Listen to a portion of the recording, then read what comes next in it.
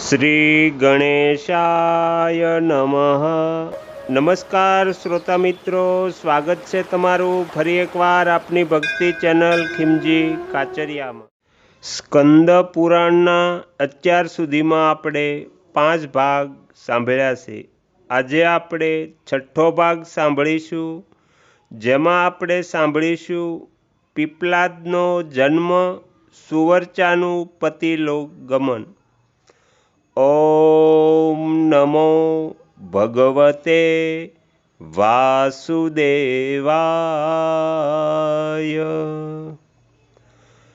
લોમશજી કહે છે, ત્યાર પછી મહર્ષિ દધીચિને બ્રહ્મલીન થયેલા જોઈને ઇન્દ્રએ સુરભીને બોલાવીને કહ્યું, તમે દધીચિના શરીરને ચાટો.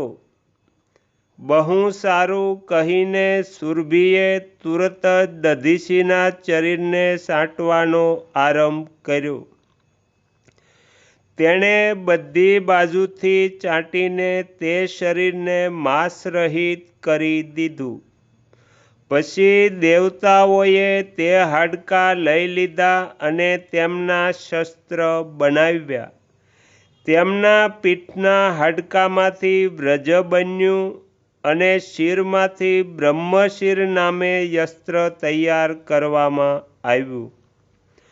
ઋષિના શરીરના જે બીજા ઘણા હાડકાં હતા તે બધાને દેવતાઓએ ગ્રહણ કરી લીધા. આ પ્રમાણે શસ્ત્ર અસ્ત્રોનું નિર્માણ કરીને મહાન બળ પરાક્રમથી સંપન્ન થયેલા દેવતાઓ વસ્ત્રાસુરને મારવા માટે તૈયાર થઈને બહુ જ ઉતાવળથી સ્વર્ગલોકમાં ગયા. ત્યાર પછી મહર્ષિ દધીચિના પત્ની સુર્વાચા દેવી, જેમને દેવતાઓની કાર્યસિદ્ધિ માટે મહર્ષિએ આશ્રમની અંદર મોકલી દીધા હતા, ત્યાંથી પાછા આવ્યા અને ત્યાં જે કંઈ બન્યું હતું તે બધું તેમણે સ્વયં પોતાની આંખોથી જોયું. આ બધું દેવતાઓનું જ કરતૂત છે એવું જાણીને તે સતી સાધ્વી સુર્વાચાના મનમાં ભારે ક્રોધ થયો. તેમણે અત્યંત ગુસ્સે થઈને શાપ આપતા કહ્યું, દેવતાઓ, આજથી સંતાનહીન રહો.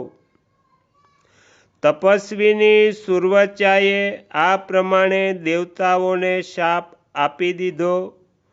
સ્વયં એક પીપળાના વૃક્ષના મૂળ ભાગમાં બેસીને રુદન કરવા લાગ્યા. એ જ સમયે તેમના ઉદરમાંથી મહાત્મા દધીચિના પુત્ર મહાતેજસ્વી પીપલાદ પ્રગટ થયા. માતા સુર્વાચા તરસી આંખે પુત્ર પીપલાદ સામે જોતા જોતા કહે છે, મહાભાગ, તમે દીર્ઘકાળ સુધી આ વૃક્ષ પાસે જ રહેજો. તમે તુરત જ મારા આશીર્વાદથી ઋષિઓમાં શ્રેષ્ઠ સ્થાન પ્રાપ્ત કરશો. પોતાના પુત્રને આ પ્રમાણે કહીને સાધ્વી સુર્વાચા શ્રેષ્ઠ સમાધિ લગાવીને પતિની પાસે ચાલ્યા ગયા. આ પ્રમાણે તેમણે પણ પતિની સાથે સત્યલોક પ્રાપ્ત કર્યો.